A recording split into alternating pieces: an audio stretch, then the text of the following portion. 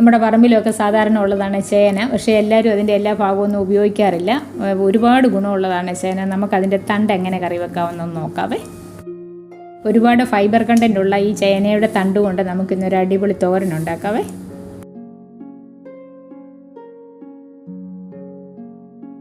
നമ്മളതിന് ചേനയുടെ ഒരു തണ്ട് എടുക്കുവാണ്. ഞാനിവിടെ ഒരു ചെറിയ തണ്ട് എടുത്തിരിക്കുന്നത്. വീട്ടിലെ അംഗങ്ങൾ കൂടുതലുള്ളപ്പോൾ കൂടുതൽ എടുത്തോണേ. നമ്മൾ ഒരു ചെറിയ തണ്ട് എടുത്തിട്ട് അതിൻ്റെ പുറത്തെ തൊലി നമ്മൾ കളയണം.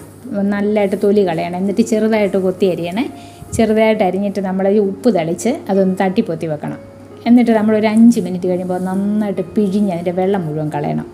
ഒരുപാട് വെള്ളം കാണും. അത് നമ്മൾ ഉപ്പ് ചേർത്ത് വെക്കുമ്പോഴത്തേന് അത് പിഴിഞ്ഞ് ഒരു പാത്രത്തിലേക്ക് നമ്മൾ മാറ്റി വെക്കണം. അതിൻ്റെ വെള്ളം കളയുകയും ചെയ്യണം. എന്നിട്ട് നമ്മൾ അതിനാവശ്യത്തിനുള്ള തേങ്ങ ചിരണ്ടി എടുത്ത് പച്ചമുളക്, അതുപോലെ തന്നെ മഞ്ഞൾപ്പൊടി, ഉള്ളി, കരിവേപ്പില, ചെറിയ ജീരകം, ഇത്രയും സാധനം നമുക്കതിന് വേണ്ട. ഉപ്പും ഇത്രയും സാധനമാണ്. പിന്നെ നമ്മൾ ആദ്യമേ ചേനത്തണ്ടയിൽ ഉപ്പ് പുരട്ടി പിഴിഞ്ഞ് വെച്ചിരിക്കുന്നതുകൊണ്ട് അധികം ഉപ്പ് ചേർക്കരുത്. അതിനൊരു ചെറിയ ഉപ്പുണ്ട്. എങ്കിലും നോക്കിയിട്ടേ പിന്നെ വേണമെങ്കിൽ ഉപ്പ് ചേർക്കാവുള്ളേ.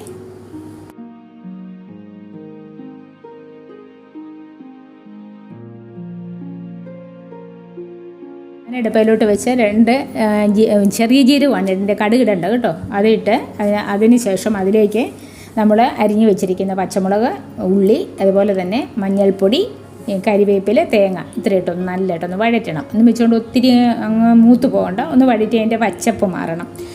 അതിലേക്ക് നമ്മൾ തേങ്ങ ചിരണ്ടി വെച്ച് അതുകൂടി ഇട്ടൊന്ന് വഴറ്റണം. വഴറ്റി തേങ്ങയുടെയും പച്ചപ്പ് മാറിക്കഴിയുമ്പോഴത്തേന് നമ്മൾ ഈ അരിഞ്ഞു വെച്ചിരിക്കുന്ന പിണ്ടി അതിലേക്ക് നമ്മളിടണം. എന്നിട്ട് നന്നായിട്ട് ഇളക്കണം. വെള്ളം ഒട്ടും ചേർക്കരുത്. ഇടയ്ക്കിടയ്ക്ക് നമ്മളത് ഇളക്കി കൊടുക്കണം. എന്നിട്ടൊന്ന് മൂടി വെച്ചിട്ട് ലോ ഫ്ലെയിമിൽ മൂടി വെക്കണം. വീണ്ടും ഇടയ്ക്കിടയ്ക്ക് ഒന്ന് ഇളക്കി കൊടുത്തിട്ട് ഒരു 10 മിനിറ്റ് കഴിയുമ്പോൾ ഒന്നാന്തരം തോരൻ കറി നമുക്കിതുകൊണ്ട് ഉണ്ടാക്കാം. വളരെ ടേസ്റ്റാണ്.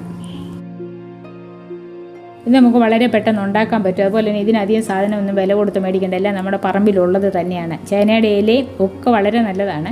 ഈ ചേനത്തണ്ടെന്ന് പറയുന്നത് നമുക്ക് ഡൈജഷനൊക്കെ ഒത്തിരി പ്രയോജനം ചെയ്യുന്നതാണ്. അതുകൊണ്ട് നിങ്ങളിതൊട്ടും ചേനയുടെ ഒരു ഭാഗവും കളയാതെ നിങ്ങൾ കറി വെച്ച് നോക്കണേ. നമ്മൾ ചേനയുടെ അതുപോലെ തന്നെ ചേമ്പിൻ്റെ കൂമ്പും ഇതുപോലെയുള്ള ഇതൊക്കെ കറി വെച്ച് നമ്മുടെ ചാനലിൽ ഇട്ടിട്ടുണ്ട്. നിങ്ങൾക്ക് സമയം കിട്ടുമ്പം കയറി ഒന്ന് കാണണേ. ഇതുപോലെ ചെറിയ ചെറിയ കറികളൊക്കെ ഞാൻ നമ്മുടെ ചാനലിൽ ഇട്ടിട്ടുണ്ട്. നിങ്ങൾക്കത് കറക്റ്റായിട്ട് കിട്ടണമെങ്കിൽ നിങ്ങളെ നോട്ടിഫിക്കേഷൻ ഒന്ന് ഓൺ ചെയ്താൽ മതി. അപ്പോൾ ഉറപ്പായിട്ട് എല്ലാവരും ഇതൊന്ന് വെച്ച് നോക്കട്ടെ. നിങ്ങൾ ഈ കറിയെക്കുറിച്ചുള്ള അഭിപ്രായം ഒന്ന് കമൻറ്റ് ചെയ്യണേ.